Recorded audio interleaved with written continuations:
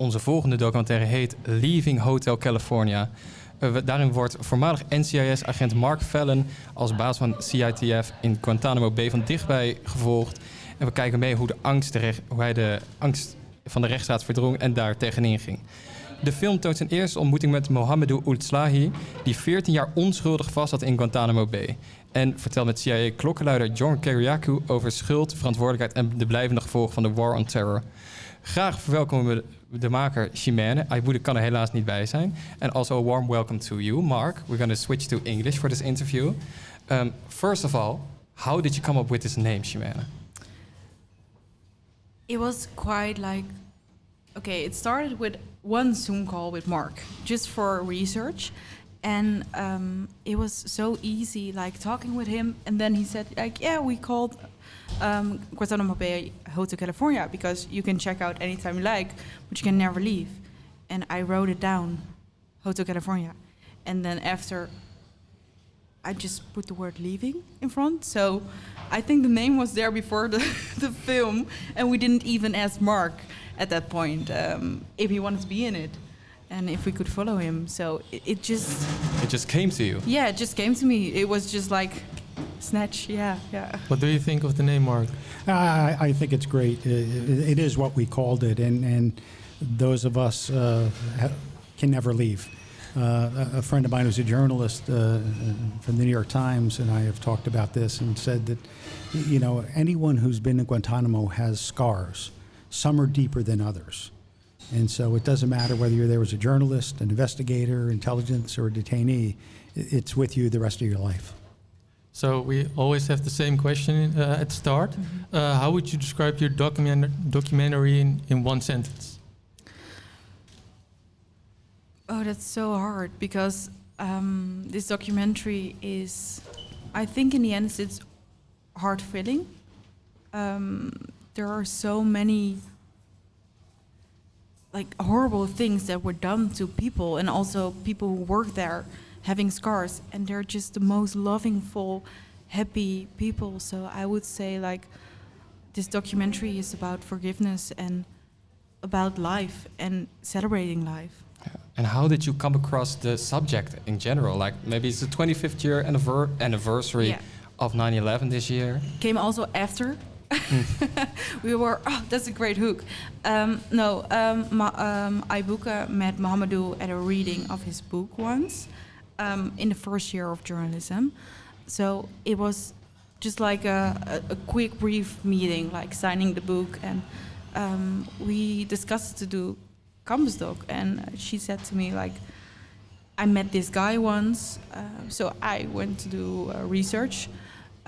And it just started rolling. We asked Mohamedou if we could get in contact with him, and after that he got us in contact with Mark and with John Kiriakou, with a lot of people. Like we had a lot of research interviews before we decided to do anything. So it just came from one book reading. Yeah. So he helped you a lot. Yeah, he did. Yeah, he. Of course, it's very important to him that people know what happened there. But he also, he helped us a lot, and he wanted to let us understand by talking with the people who work there, who live there. So, yeah. And Mark, why did you say yes to this project? Because Mohamedou asked me. I mean, Mohamedou contacted me and said, hey, would you talk to these young filmmakers? Give them a little information, and at the time it wasn't about me. It was just my goal was just to make sure that they were informed about what really happened there, because there's so much bad information out there propagated by the U.S. government about what happened, and so I always say truth matters, and so my goal was to make sure that they had the best understanding of what happened there, so that they could make the best documentary they could. And along that continuum, their eyes turned to me, and so but I didn't get involved in this. It wasn't about me when it started. It was about the issue, and I did it for Mohamedou. Yeah, but did you expect two women to follow you throughout the whole of Europe, the US? You. Yeah, they were stalking you. I couldn't shake them. No. It's what's remarkable is their dedication, their passion. and their commitment to tell the story, the real story, the legitimate story. And I've heard them say truth matters as well. Truth matters. Yeah. Could also yeah. have been the title. Yeah. Could have. Could have. But Leaving Hotel Part California. 2 maybe. Yeah, maybe. Yeah, maybe. There's no good songs about truth matters. No. So. Somebody has to make one first, and then we can use it. Maybe, like Mamadou maybe wants to do it. Like he can sing quite good. Oh, Yeah. nice. So the film was shot in a lot of countries, like the United States, Germany, Netherlands. What was it like to film in all those countries? Yeah, so we didn't film in the United States. It was a bit of a issue. So we did a lot of research, of course. We were with Campus Doc also in New York, so also go into the museums there. It was a very valuable place to meet people for research, of course. To film in Berlin and in Geneva, in Switzerland, it was great. But it was also like like you have to find the way. In the Netherlands, you know what you can and cannot do by filming and being a journalist. So you have to find out everything again. Berlin was like amazing. We filmed with John there. We got stopped 40 times. But when you're filming, like people will walk around you. Like in the Netherlands, a lot of people just walk in the shot. So that was very like, it was great to see like how cultures are with media. Yeah. It was just also very, very nice for me to be there. Mark, you have a long history with Mahamadou, of course, but this was the first time you met him in person. Yeah. How was it like for all of you guys, also for you, Chimène, to be there at that moment? How emotional was that? It was emotional. It was something that I always had wanted to do. People call it their bucket list, right? What are the things that you want to make sure you do? And we had just developed such a great friendship virtually. And I've done book talks with him, but I kid him because he was always on the screen behind me because they were virtual book talks. And so the opportunity to kind of see him in person and just kind of talk privately about things and see how he's doing is just remarkable. He's a remarkable person. Like I said, his view on life as a loving and forgiving person is a lesson that we all can learn. You spoke out against the actions of the U.S. government, even though it could damage your career. How was that decision received? Well by some, not well by others.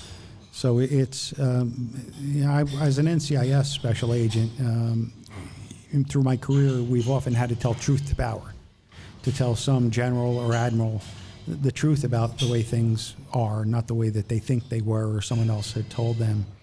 And so it was instinctual to me to ensure that decision makers up the chain of command had ground truth, because truth matters, so that they make an informed decision. As the film says, I never envisioned in my wildest imagination that the President of the United States would have sanctioned this. I thought that these were unwitting people, well-intended idiots, some people with a cruel streak possibly, but I never imagined that a country like the United States that was founded on human rights, inalienable rights, and signatory to the Convention Against Torture, would actually embrace torture as an instrument of national policy because we didn't think anyone would find out. Yeah. Before continuing with this subject, I want to briefly return to the meeting with Mahamadou because I didn't hear what you experienced. Yeah, it was amazing. It was stressful also for us because we flew back with Mark from Vienna. Oh no, Vienna. You're Geneva. going there next. Geneva. He's going. I'm gonna put him on the airport. You're gonna later drop for him Vienna. off. Yeah. So no, in Geneva. So we were feeling, and we were living to it also for ourselves. Like we knew Mamadou in person. We knew Mark. It was like. It was so stressful, but it was so emotional and it was so beautiful. And while filming it, it's quite hard because you have to just shut off your emotions. Otherwise, you will see it in the screen. You will like have a little shake or something. Yeah, of course. But it was just so beautiful, and watching it back in it, it touched my heart. And what went through your mind at that point? Yeah, it was emotional. I mean, it was just a little bit of joy, but a lot of flashbacks to sorrow. I mean, it was the most challenging time for me in my career, having to kind of stand up for this and and trying to prevent it and not preventing it. Right. So we minimized it. We made sure that things didn't happen as bad at Gitmo as they did at black sites. But the general in charge of Guantanamo, General Jeff Miller, who's the one who ordered Mohamedou's torture, went on to Abu Ghraib, and you saw what happened there. And the number one reasons that foreign fighters came to the battlefield in Iraq was Abu Ghraib and Guantanamo Bay. Yeah. And so we fueled terrorists. We brought foreign fighters to the battlefield to kill Americans and our allies because we embraced torture. Yeah, and you're back in the Netherlands now. Is this the first time you've been back since filming? Since filming, yes. And did you meet up with Mohamedou again? Because unfortunately he isn't here. Yeah, he was here this morning at the showing. He was. Yeah. And how was it meeting up with him again? It was great. It was emotional for both of us. That airport scene, every time I see it, it strikes me. And it strikes him. We sat together, during the showing, and this is the first time he had seen it, and first time I saw it on the big screen. So it was quite an experience, unforgettable experience for me.